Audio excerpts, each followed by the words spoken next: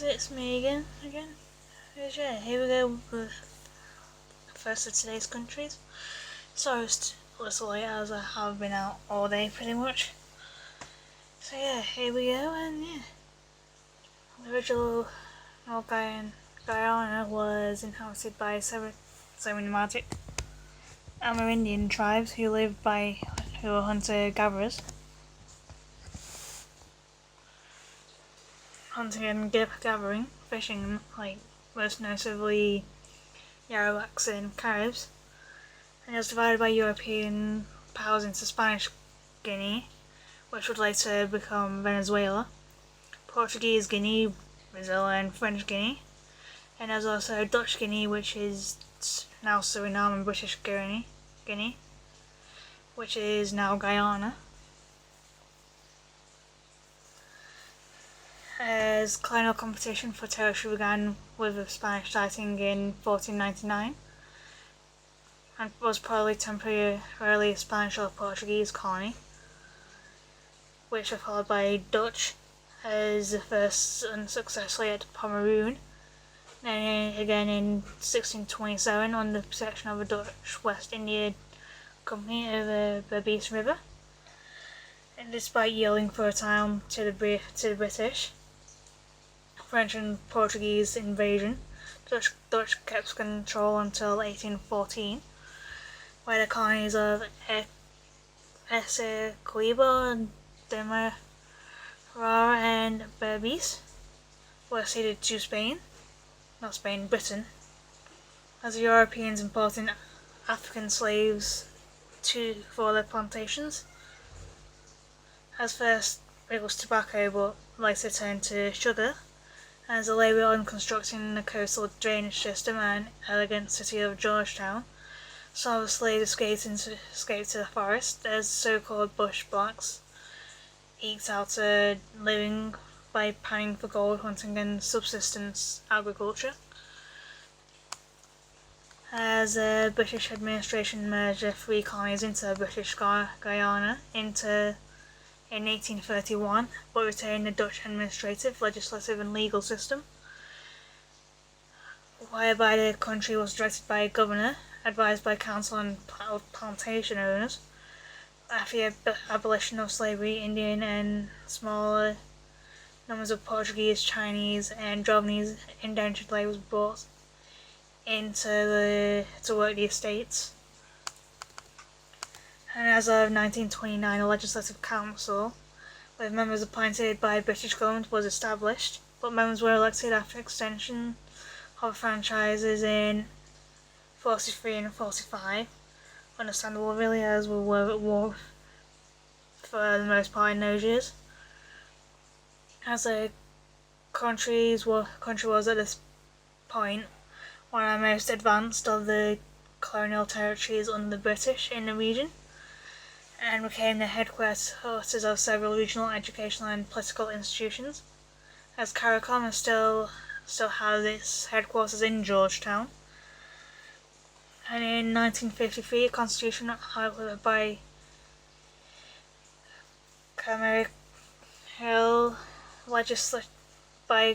cameral legislature and ministerial system based on elections under adult suffrage was introduced, and there was a general election won by the People's Progressive Party, or PPP, led by Dr. Chedai Jagan.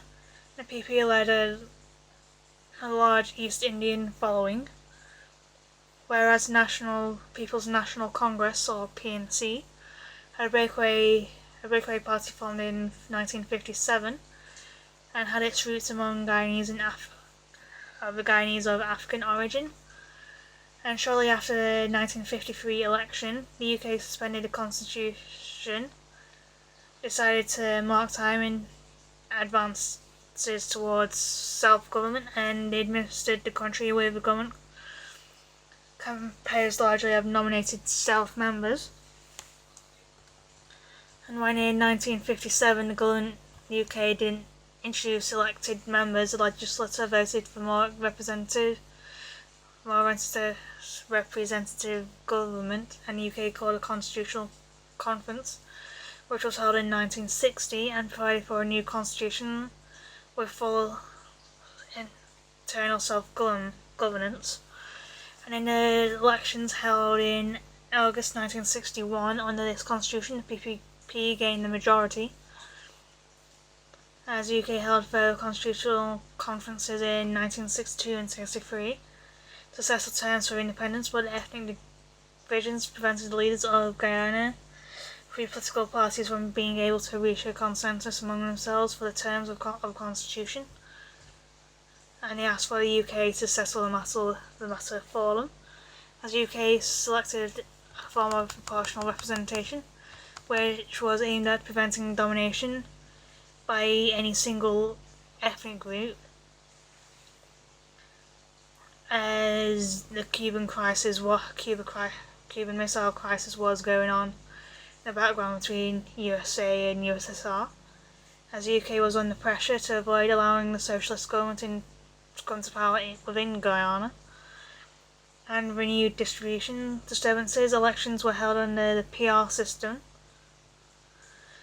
and brought to power a coalition between the PNC led by Fathers Burnham and the United Force, or TUF, as the new government finalised independence arrangements at a further constitutional conference, which was boycotted by the PPP,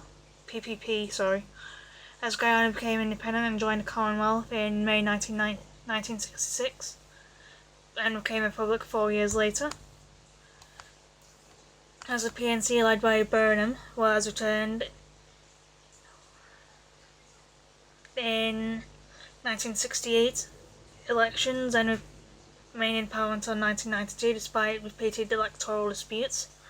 As during the 70s, 80% of the economy was nationalised, as these were years of considerable unrest and increasing economic difficulty as debt rose and world prices for major exports fell.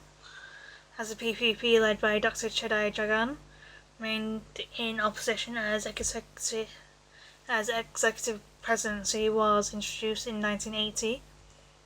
In 1985, Burnham died and was replaced by Desmond Hayter, as elections due in 1990 were postponed twice, partly due to the Commonwealth Observer Team, invited by President Hayter's administration, reported irregularities in voters' roll and proposed that certain preparatory arrangements should be done again.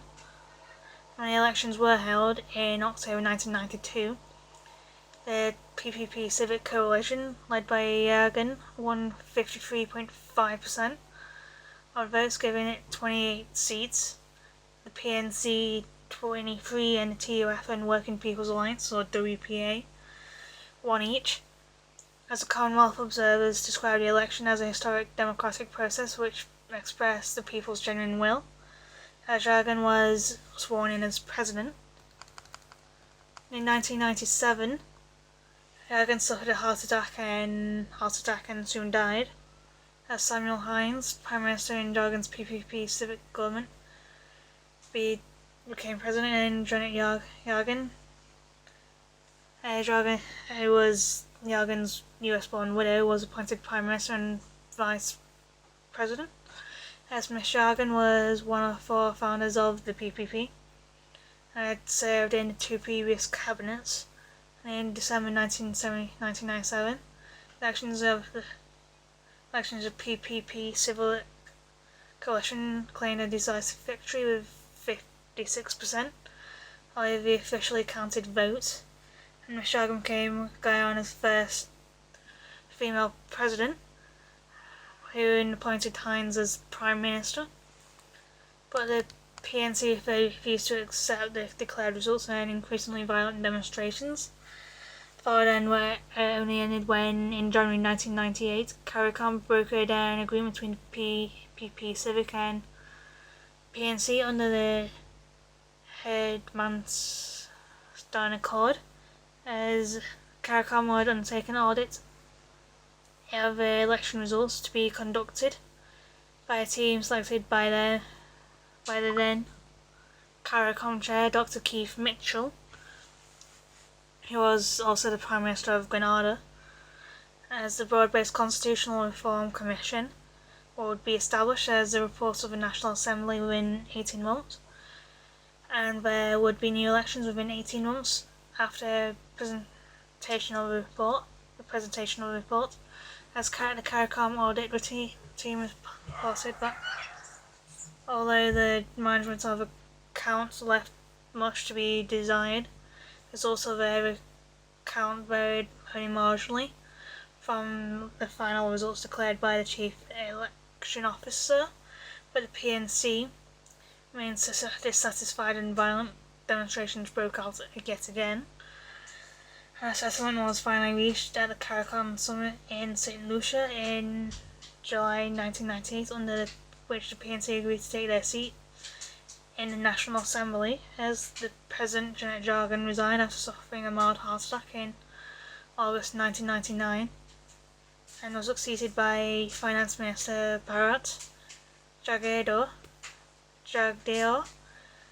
however you say it, Jagdeo, as the Constitutional Reform Commission's proposals were enacted in 2000, and these included the election of Permanent Elections Commission and new national identity cards. So yeah, that is Guyana for you.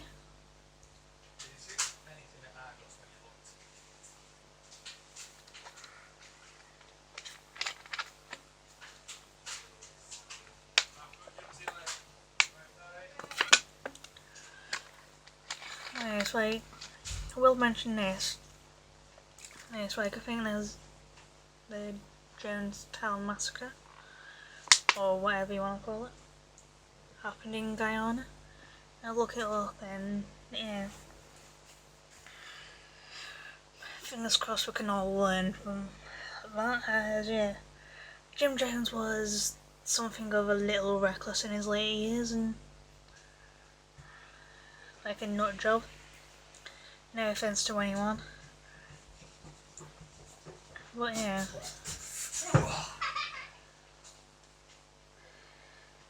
Yeah, that is Guyana for you, and I'll be with you very shortly.